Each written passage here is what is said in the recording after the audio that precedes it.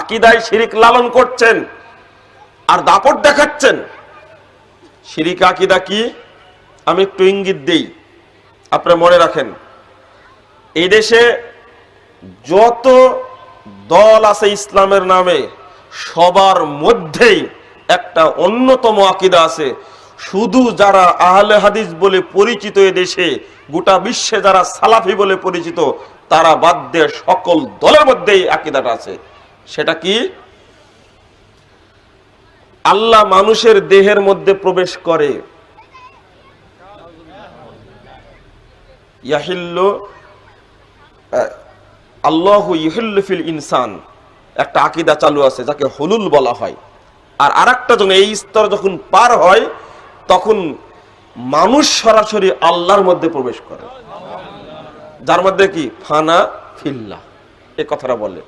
আপনি বলছেন কেন এই আকীদা তো অনেকে রাখে না। রাখে না, এই আকীদা রাখে না মানে আমি বললাম, বলুন তো দেখি, সুফিবাদকে আপনি বিশ্বাস করেন? খুব বড় একজন নেতা, তখন উনি বলছেন ইসলামে আন্দোলন করতে করতে দাড়ি পেকে গেছে, তখন বলছে হ্যাঁ অবশ্যই সুফিবাদে বিশ্বাস করেন তো মুসলমানই না। এবার হলো, এটাই হলো সুফিবাদের 1 নম্বর আকীদা। এর প্রতিষ্ঠাতা হলো বায়েজিদ বুস্তামি, 261 হিজরিতে মারা গেছেন। প্রথমেই তিনি চালু করেছেন এই সমস্ত। একটা বই আছে নকশবন্দিয়া, এই বইয়ের 61 এবং 62 পৃষ্ঠা খুলুন, তথ্য উল্লেখ করেছেন। বায়েজিদ বুস্তামি বলছেন তলাবতুল্লাহ সিত্তিনা সানা, আমি আল্লাহকে খুঁজছি 60 বছর যাবত, অতঃপর ফাইদা হুয়া আনা, এখন দেখছি আমি নিজেই আল্লাহ। ও জিকির করতে করতে করতে করতে নিজেই কি হয়ে গেছে? আল্লাহ হয়ে গেছে। এই আকীদার বহিঃপ্রকাশ করেছেন মানসুর হাল্লাজ, তৎকালীন খলিফা তাকে এই আকীদার কারণে ফাঁসিতে ঝুলিয়েছে। কোথায় আব আর কোথায় মাবুদ, দুইটাকে এক করে দিয়েছে। এরা বুঝতে পারেনি আল্লাহ কোথায়? আরশে আযমের উপরে সমন্বিত আল্লাহ রাব্বুল আলামিন। কত দূর এক আসমান থেকে আরেক আসমান, কত দূর? 7ম আসমান পার হওয়ার পরে অতঃপর আরশ হলো মাখলুকাতের মধ্যে সবচেয়ে বড় সৃষ্টি, তার উপরে আল্লাহ সমন্বিত। আর নিমুখ হারাম আদম সন্তান আল্লাহ, আব্দ এবং মাবুদ আল্লাহ এবং বান্দাকে এক করে দিয়েছে। নাউযুবিল্লাহ, হতেই পারে না। এক দ্বিতীয় কথা শুনুন, মানসুর হাল্লাজ বলছেন নাহনু রুহানে, আল্লাহ এবং আমি দুইটা রূহ, হালালনা বাদানান, এখন আমরা এক দেহের মধ্যে শামিল হয়ে গেছি। আল্লাহর কসম করে বলছি, আশেক মাসুক বা ইশকে এলাহি বইয়ের মধ্যে চরমুনায়ের পীর সাহেব 41 এবং 42 পৃষ্ঠায় লিখে রেখেছেন। আমি ভ্রান্তির বেড়াজালে একামতের দিনের মধ্যে তার বই থেকে নকল করেছি কথা। মানসুর হাল্লাজের ওই কথাটাই তিনি উল্লেখ করছেন। ভক্তরা জানেন না, আপনারা একজন থাকলেও আমার এই বক্তব্য নেটে যাবে, গোটা পৃথিবীতে যাবে। সবার প্রতি আবেদন জানাবো আপনাকে, আপনি কথাটা শুনুন স্পষ্ট করে। এই আকীদা যদি মানুষের মধ্যে থাকে, তাহলে এই ব্যক্তি কিভাবে দাবি করতে পারে যে আমার মধ্যে সঠিক আকীদা রয়েছে? প্রশ্নই আসে না। আমি ওটা না পড়ালে ভালো লাগবে না।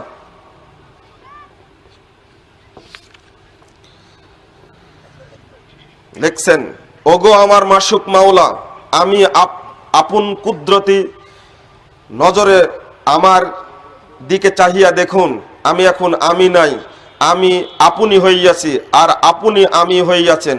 আমি হইয়াছি তন, আপনি হইয়াছেন জান, আমি শরীর, আপনি প্রাণ। এরপর আর কেহ বলিতে পারে না যে আমি একজন, আপনি আর একজন, বরং আমি ও আপনি এক হইয়া গিয়াছি।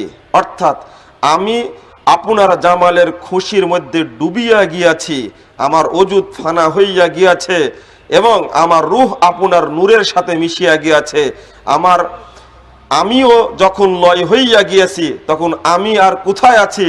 আমি নাই, আপনি ছিলেন, আপনি আছেন, আপনি থাকবেন, আপনি তো আপনি, আমিও আপনি, আমি বলিতে আর কিছু নাই।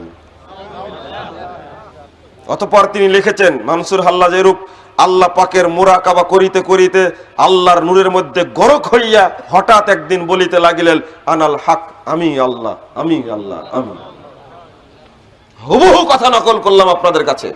যদি না থাকে তার বইয়ের মধ্যে, এটা আশেক মাসুক ইশকেলাহি বইয়ের মধ্যে না থাকে, হাইকোর্টে আমার নামে মামলা করুন, ইনশাল্লাহ আমি জবাব দিয়ে যাবো ইনশাল্লাহ। আপনারা জানেন না যদি এই আকীদা যদি কোনো মানুষের হয়, ঈমান আছে? কেন এটা হলো? কোথায় মাহবুব, কোথায় আল্লাহ, আর কোথায় বান্দা? আর একটা শুনুন, সেটা হলো এদের আকীদার সম্পর্কে কথা বলতে গেলে খুব কষ্ট পাওয়া যায়। যিনি আল্লাহ তিনি মোহাম্মদ, এই হলো একটা আকীদা। ওহ जो मुस्तफा रश्ता खुदा होकर उतर पड़ा है मदीना में मुस्तफा होकर। যিনি খুদা হয়ে আসমানে ছিলেন তিনি মদিনায় মুস্তফা হিসাবে আগমন করেছেন। আহমদ আর আহাদের মধ্যে কোনো পার্থক্য নেই। এই আকীদা কত খারাপ আকীদা, বললাম যে শিরকি আকীদা কিলবিল কিলবিল করছে। ওই বান্দা আদম সন্তান, ও গাদ্দার একটা, ও কালামে শাহাদাত পড়ার পরেও কিভাবে কথা বলে? বলেনি আশহাদু আল্লা ইলাহা ইল্লাল্লাহ, তারপরে কি বলেছে? ওয়া আশহাদু আন্না মুহাম্মাদান আবদুহু ওয়া রাসূলুহু। আগে আব বলেছে, মুহাম্মদ কি আল্লাহর বান্দা, তারপর বলেছেন কি তার রাসূল। যদি বান্দা হিসাবে কোনো ব্যক্তি স্বীকার করে নেয়, তাহলে বলুন দেখি মুহাম্মদ সাল্লাল্লাহু আলাইহি সাল্লামকে আল্লাহ বানানো যায়? তাহলে কিভাবে হলো এটা? আর বলছে আরেকটা, এটা বাইজিদ বোস্তামির বক্তব্য, বলছেন লিওয়াই আরফাউ মিন লিয়াই মুহাম্মদ। আরে মুহাম্মাদের মর্যাদার চেয়ে আমার মর্যাদা অনেক গুণে বেশি। চিন্তাই করতে পারবেন না, ভাবতেই পারবেন না। নাউজুবিল্লাহ বলছেন কেন? এই আমার দেশের একটা লোক দেওয়ান বাগিউ নাম বসে আছে, এই লোক বলছে যে আমার উপরে যে নাজিল হয়েছে এটা কোনো নবীর উপরেও নাজিল হয়নি। এলে এই নাউজুবিল্লাহর পক্ষে আমি না, ও ঠিকই বলেছে। এই বাংলাদেশে এই ধরনের নবীদের অপমান করা হয়, এই সমস্ত ব্যক্তিরা দাপটের সঙ্গে দেশে চলছে, সরকার চোখে দেখতে পায় না। কিন্তু অন্য কাউকে গালি দিলে 7 বছর জেল হয়। এটা আমি বলে দিই আপনাদেরকে, এই আকীদা কোনো ব্যক্তি যদি পোষণ করে, ওর কথা তো ঠিকই আছে, ও তো ঠিকই বলেছে। নবীদের উপরে নাজিল করেছেন আল্লাহ, ওহী নাজিল করেছিলেন, আর এর উপরে নাজিল করেছে কে? শয়তান। ঘটনা ঠিক না? ঠিকই তো বলেছে। আর এই আকীদা নিয়ে মানুষ চলছে, কোটি কোটি টাকা মাজারে ঢালছে, কারণ বাবা চলে আসবে তাই, বাবাই তাকে মুক্তি দিবে। কোথায় কাফের মুশরিকদের আকীদা আর আমাদের আকীদা? কোনো পার্থক্য নেই, এক হয়ে গেছে এখন আকীদা। বাবার কাছে গিয়ে বলছে কতগুলো শিরকি আকীদা রয়েছে আমাদের মধ্যে। যদি শিরিক আপনি করেন, একটা জাজল্য একটা কথা আপনার সামনে আমি এবার পেশ করি, দেখেন।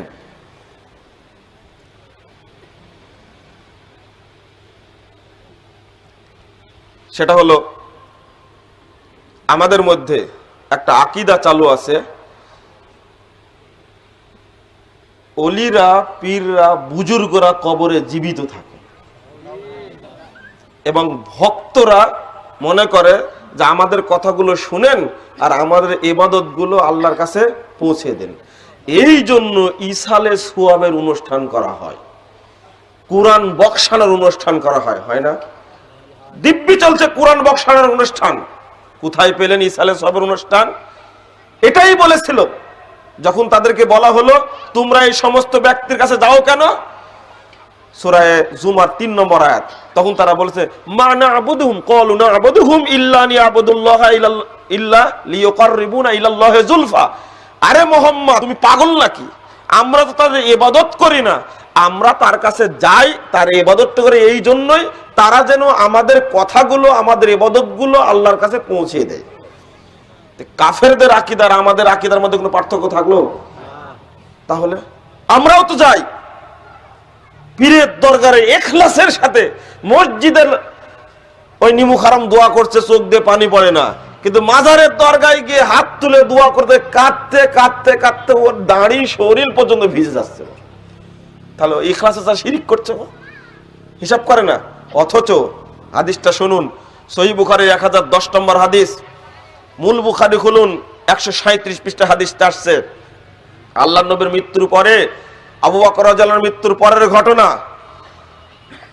যখন দুর্ভিক্ষ হতো, পানি যখন হতো না, ওয়াইদা কুহিতু, যখন তারা দুর্ভিক্ষের মধ্যে পড়ে যেত, তখন সাহাবীরা বলতেন, উমর রাদিয়াল্লাহু আনহু বর্ণিত হাদিসটা, আল্লাহুম্মা ইন্না কুন্না নাতাওয়াসসালু বিনাবিয়িকা, হে আল্লাহ, আমরা আপনার কাছে পানি চেতাম আপনার নবীর মাধ্যমে।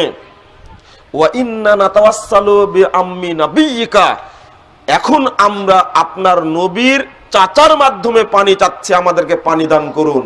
হাদিসের শেষের শব্দ আছে ফাইস কওডা, তাদেরকে পানি দান করা হতো। এটা সহিহ বুখারীর হাদিস। হাদিসটা কেন বললাম?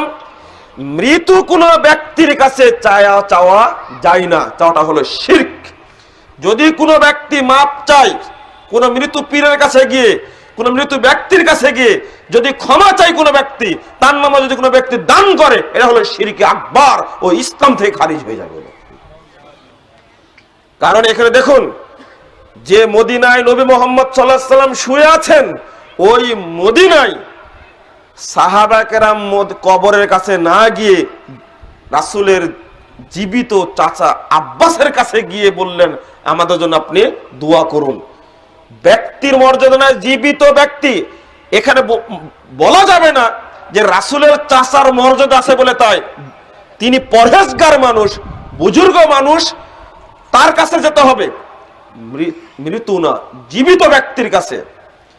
যদি পৃথিবীর ইতিহাসের শ্রেষ্ঠ মানুষ মুহাম্মদ সাল্লাল্লাহু আলাইহি সাল্লাম কবর থেকে তার প্রিয় সাথী সাহাবীদের উপকার যদি না করতে পারেন, সাহাবীরা যদি তার কাছে না যায়, পৃথিবী তার কোন পণ্ডিত রয়েছে তার কবরের কাছে গিয়ে চাওয়া যায়? আর যারা যায় তাদের মাথা কি ঠিক আছে? সাহাবীরা গেলে প্রথম রাসূলের কবরের কাছে যেতেন। ফাজাইলে আমল তাবলিগ জামাতের ভাইদের বইয়ের মধ্যে যতগুলো ঘটনা উল্লেখ করা আছে সবগুলো শিরকি ঘটনা, অধিকাংশই, সবগুলো বলতে অধিকাংশই শিরকি ঘটনা। শুনুন, আমল করবেন। আর একটা জিনিস শুনুন, শিরকি আকীদা মানে এই ফাজাইলে আমলই অধিকাংশ মানুষের হজকে নষ্ট করে দিচ্ছে। মক্কায় গিয়ে হজ করার পরে মদিনায় গিয়ে রাসূলের কবরের সামনে দাঁড়িয়ে বলছে, হে রাসূল, আমার সন্তান হয়নি, একটা সন্তানের ব্যবস্থা করে দিন। ওই মাদানী সাহেব আছেন, একটু পরে শুনবেন তার মুখে, উনি ওখানে ছিলেন, আমি তো 2-1 দিন ছিলাম সেখানে গিয়ে। আশ্চর্য, লিস্ট করে, মাজারে যেমন ভক্ত যায় লিস্ট করে কি কি চাইবে বাবার কাছে লিস্ট করে নিয়ে যায়, মসজিদে আসার সময় এই নিমুখ হারাম কখন লিস্ট করে এসে বলে না। ঠিক অনুরূপ ভাবে কোন জিনিস চাওয়ার সময় কোন দরুদ পড়বে, এই দরুদ লিখে গিয়ে রাসূলের কাছে বলছে, আল্লাহ রাসূল, আমার ছেলে চাকরি হচ্ছে না, একটা চাকরির ব্যবস্থা করুন, আল্লাহকে একটু বলুন। আপনি শুনতে পান? আকীদা কেন হয়েছে? ফাজাইলে হজ অংশের মূল উর্দু বই 129, 30, 31 পৃষ্ঠা কয়েকটা ঘটনা উল্লেখ করা হয়েছে। তার মধ্যে একটা ঘটনা, আহমদ রিফাই নামের একজন ব্যক্তি, তিনি কবরস্থানে গেছেন, রাসূলের কবরের কাছে গিয়ে 4 লাইন কবিতা পাঠ করেছেন। বলছেন, আমি এতদিন দূর থেকে দরুদ পাঠিয়েছি, আজকে আপনার কাছে আসছি, আমি আজকে আপনার হাতে একটু চুম্বন করতে চাই। উর্দুতে লেখা আছে, হুজুর সাল্লাল্লাহু আলাইহি ওয়াসাল্লাম ने अपने दस्त मुबारक बाहर किया, আল্লাহ নবী হাত বের করে দিলেন, আহমদ রিফাই ने उसको বুচা दिया, আর আহমদ রিফাই তাকে চুম্বন করলেন। उस वक्त मस्जिद नबवी में 90,000 का मजमुआ था, আর এই সময় মসজিদ নববীতে 90,000 মানুষের উপস্থিত ছিল। এটা 555 হিজরি ঘটনা। ঘটনাকে সত্য বলার জন্য উল্লেখ করেছেন, তার মধ্যে একজন ছিলেন মাহবুবে সুবহানি কুতুবে রব্বানি আব্দুল কাদের জিলানী। এই ঘটনা উল্লেখ করেছে। এটার দ্বারাই শিরিকের আয়োজন করা হয়েছে, এই শিরিক আকীদা প্রচার করা হচ্ছে। আমি আপনাদের বলবো, আকীদাকে পরিশুদ্ধ করুন। আকীদা পরিশুদ্ধ না করে যত ইবাদত করেন না কোনো লাভ হবে না। এ হলো শিরিক সম্পর্কে বললাম পরিষ্কার, আপনি সেখান থেকে বাঁচার চেষ্টা করুন। প্রথমত বলতে চাই, এই সমস্ত স্বপ্নে পাওয়া ধর্ম যদি আপনি গ্রহণ করেন, আর আল্লাহর পক্ষ থেকে ডাইরেক্ট জিবরিল আমিনের মাধ্যমে মুহাম্মদের উপরে নাজিল হওয়া, সাহাবে কেরামের পক্ষ থেকে পাওয়া স্পষ্ট অপ্রতিরোধ্য স্বচ্ছ এবং সুন্দর মসৃণ পরিষ্কার দীপ্তিমান উজ্জ্বল শরীয়ত পাওয়ার পরে যদি ওই স্বপ্নময় ধর্মকে আপনি গ্রহণ করেন, আপনার ঈমান থাকবে?